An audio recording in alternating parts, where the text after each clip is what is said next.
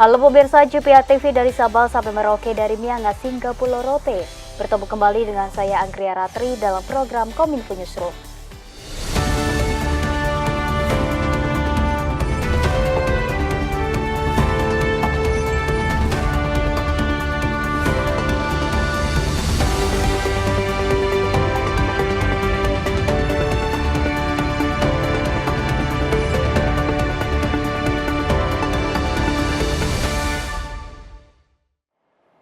Kita ke informasi yang pertama pemirsa. Presiden Joko Widodo melakukan pertemuan bilateral dengan Presiden Uni Emirat Arab Mohammed bin Zayed di Abu Dhabi.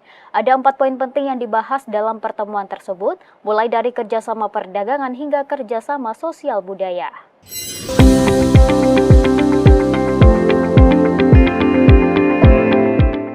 Presiden Joko Widodo melakukan kunjungan kenegaraan ke Uni Emirat Arab pada Rabu 17 Juli 2024. Dalam kunjungan tersebut, Presiden melakukan pertemuan bilateral dengan Presiden Mohammed bin Zayed Al Nahyan di Khas Al Watan, Abu Dhabi. Dalam pertemuan tersebut, Presiden mengangkat 4 isu utama, yakni kerjasama perdagangan, kerjasama investasi strategis, kerjasama energi bersih dan iklim, serta kerjasama sosial budaya. Terkait isu kerjasama perdagangan, Presiden Jokowi menyatakan kegembiraannya atas penyelesaian perundingan Comprehensive Economic Partnership Agreement atau CEPA.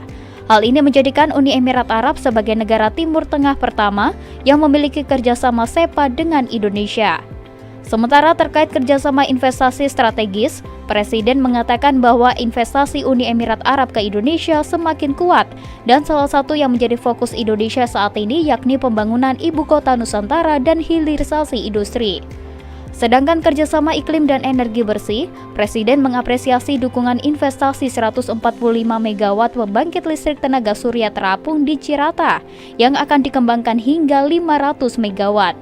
Sementara isu yang terakhir yakni kerjasama sosial budaya, Presiden Jokowi menyambut baik pemberian Zayed Award for Human Fraternity 2024 bagi Nahdlatul Ulama dan Muhammadiyah untuk mendukung toleransi dan moderasi Islam. Di akhir pertemuan, Presiden Jokowi mengundang Presiden Mohammed bin Zayed untuk berkunjung ke Indonesia pada bulan September mendatang. Presiden MBZ menyatakan akan memenuhi undangan tersebut yang menunjukkan kehangatan dan kedekatan hubungan kedua pemimpin. Terakhir, kalau ada waktu, saya ingin mengundang Yang Mulia untuk berkunjung ke Indonesia di tahun ini, bulan September, dan saya sangat merasa terhormat jika Yang Mulia berkenan memenuhinya. Terima kasih Yang Mulia. Presiden Joko Widodo dalam kunjungan bilateralnya ke Abu Dhabi, Uni Emirat Arab menekankan kerjasama dalam bidang investasi pembangunan IKN dan investasi electric vehicle dari hulu ke hilir. Menteri Luar Negeri Retno Marsudi dalam keterangan persnya menyebutkan Uni Emirat Arab merupakan salah satu mitra penting Indonesia di Timur Tengah.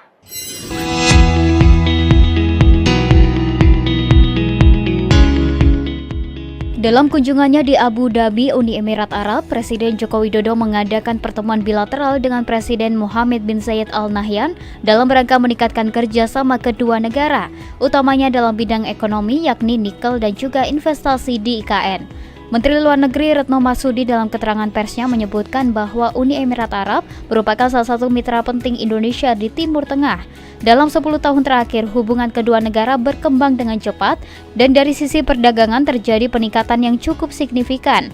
Angka perdagangan di tahun 2015 hingga 2023 mengalami peningkatan 52% yang mana pada tahun 2023 mencapai 3,282 miliar dolar Amerika Serikat dan berbanding lurus dengan peningkatan dari sisi investasi.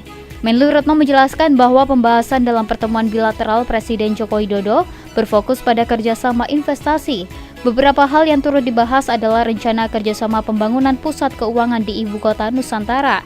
Rencana kerjasama ini diwadahi dalam MOU yang ditandatangani oleh Menteri PUPR dengan Dubai International Financial Center. Isu kedua, kerjasama pengembangan industri bahan baku nikel. Sebagaimana teman-teman ketahui, Indonesia memiliki stok nikel yang sangat besar. Indonesia juga telah mengembangkan ekosistem hilirisasi nikel, terutama baterai dan EV. Dalam kaitan inilah, Presiden Jokowi mengajak PEA untuk melakukan investasi di bidang EV dari hulu ke hilir. Sama dengan kerjasama untuk IKN, untuk Financial Center, pembahasan mengenai kerjasama EV ini akan diikuti dengan pembahasan yang lebih teknis antara tim dua negara. Selanjutnya, Presiden juga mengajak Uni Emirat Arab untuk melakukan investasi electric vehicle dari hulu ke hilir. Kerjasama pengembangan industri bahan baku nikel menjadi penting ditawarkan oleh Presiden Joko Widodo kepada Uni Emirat Arab dikarenakan Indonesia merupakan negara dengan stok nikel yang sangat besar dan telah mengembangkan ekosistem hilirisasi nikel terutama baterai dan kendaraan listrik electric vehicle. Kita beralih ke informasi lainnya pemirsa. Sore tadi Presiden Joko Widodo resmi melantik 3 wakil menteri baru di Kabinet Indonesia Maju. 3 pos kementerian tersebut diantaranya Kementerian Keuangan, Pertanian, dan Investasi. Kementerian Keuangan memiliki 2 jabatan wakil menteri keuangan, sementara Kementerian Investasi memiliki wakil menteri baru dan pergantian posisi pada wakil menteri Pertanian.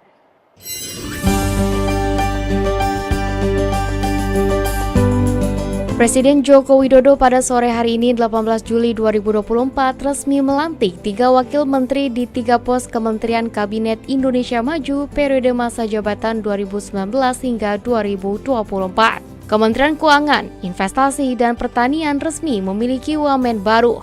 Posisi Wakil Menteri Keuangan tidak berubah melainkan bertambah sehingga Kementerian Keuangan akan memiliki 2 wakil menteri.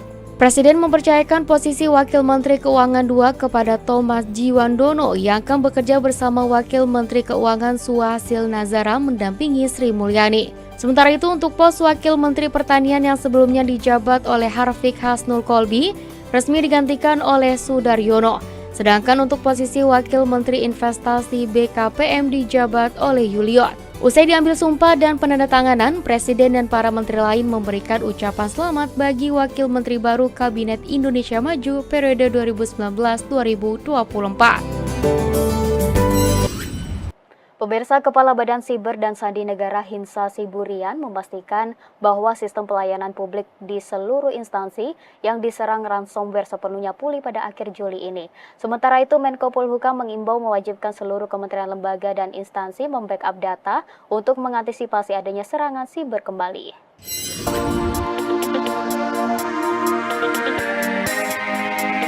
Usai mengalami insiden peretasan terhadap Pusat Data Nasional Sementara 2 yang terjadi beberapa waktu lalu, Kepala Badan Siber dan Sandi Negara Hinsa Siburian memastikan sistem pelayanan masyarakat di seluruh instansi akan sepenuhnya pulih akhir Juli ini. Menurut Hinsa, saat ini pihaknya masih berupaya melakukan pemulihan sistem Pusat Data Nasional Sementara 2 yang berkaitan dengan pengolahan data di beberapa instansi. Selama proses tersebut, pihaknya mendahulukan membenahi sistem yang berkaitan dengan pelayanan masyarakat, yakni keimigrasian yang saat ini telah berfungsi seperti semula.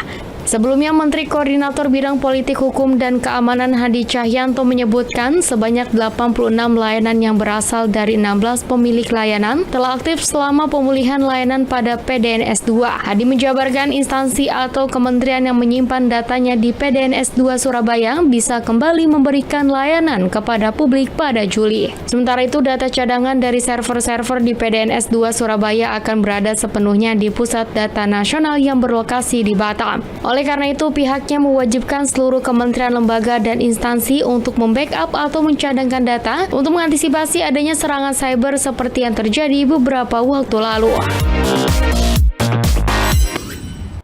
Pemirsa, kami akan segera kembali dengan informasi lainnya. Tetaplah di Kominfo Newsroom.